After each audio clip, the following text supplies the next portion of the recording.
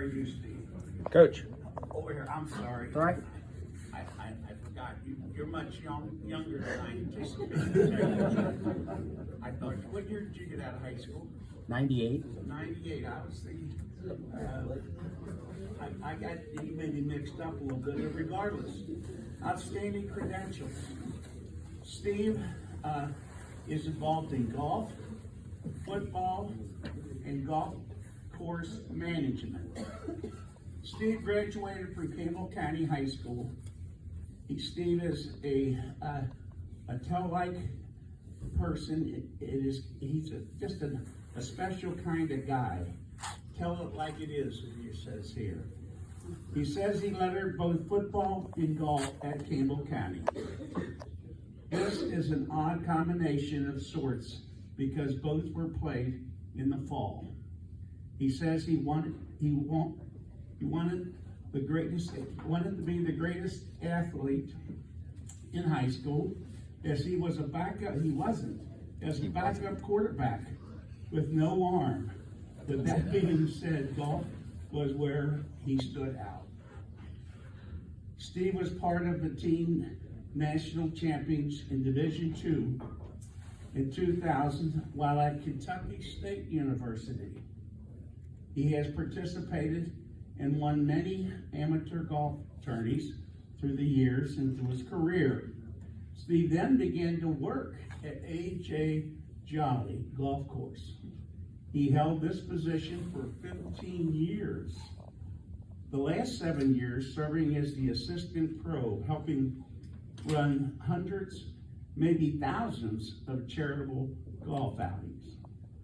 After his time at A.J. Jolly, he was hired by David Bay to help breathe life back into the old Pendleton County Golf Course and Club, which had gone bankrupt. Dave Bay saw Steve's leadership skills, work ethic, and ability to bring his golfers and customers, and decided at that moment to make the $1.4 million investment.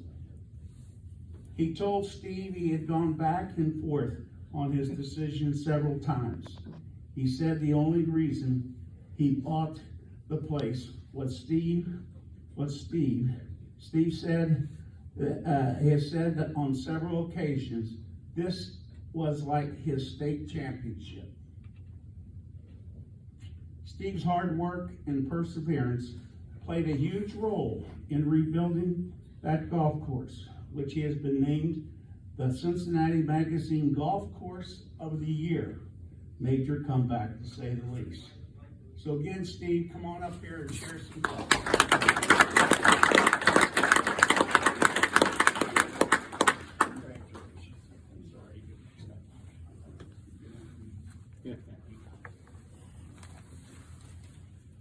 Thank you for having me.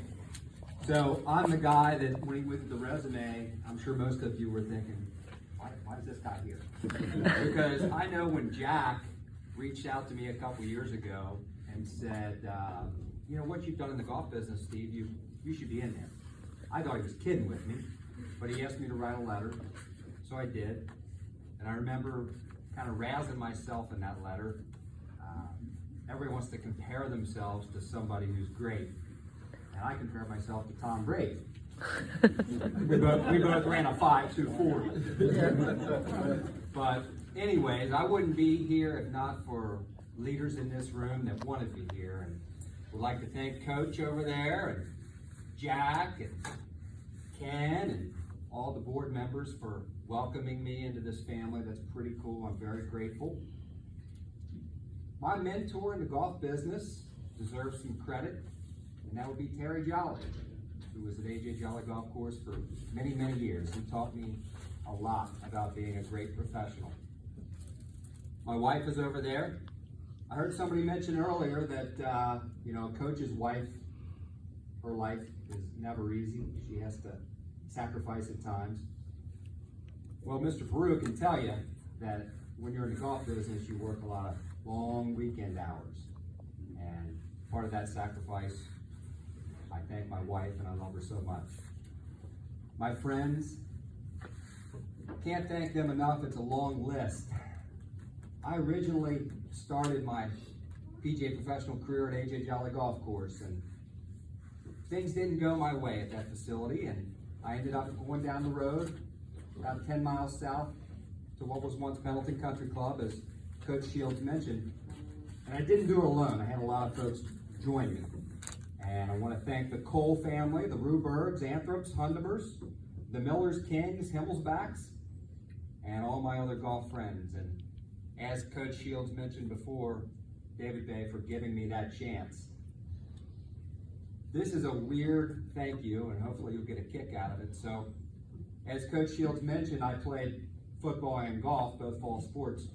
Well, senior year was my only year playing golf. I gave up football, in large part because I was a quarterback, as Jack Menninger would tell you, with a rubber arm. But I made the move because there was a guy that I couldn't beat out. And this kid, he's 5'0", 100 His name's Micah Wright. But he threw for 404 in a game. Pretty good athlete. So thanks, Micah. If I would have been able to beat you out, I may not have chose golf. There was a running back on that football team that got me into golf, and he and I decided that going into senior year, rather than doing the 2-a-days and the running program and going out and hitting each other in the mouth a bunch, that we were going to choose golf. And that gentleman is TJ Himmelsbach, and I owe him a bit of gratitude. So the guys that were up here before me did a great job, all of which better athletes than myself. The guy after me, I'm sure he'll be in that same boat. I think I'm here just for leadership.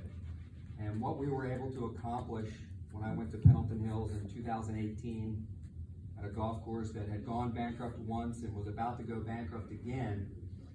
And Daryl Landrum, NKU's longtime golf coach, reached out to me and brought me to the facility to try to save the place. And that's why I mentioned all those friends before, because I didn't do it alone, along with a lot of golf outing directors and other players. And it was just great to be a part of something where it wasn't all that fun for 18 to 24 months, where I almost never had an off day. And I was the golf pro that one day I'd greet you at the counter and get you the tee, and the next day I'd be mowing the greens or out trimming up a bunker, doing everything I could to help my superintendent. And those were trying times, but again, didn't do it alone. There were so many folks there, I can't name them all. So while I'm the one with the distinctive honor to be added to this family, really this is an award for Pendleton Hills. I thank you very much.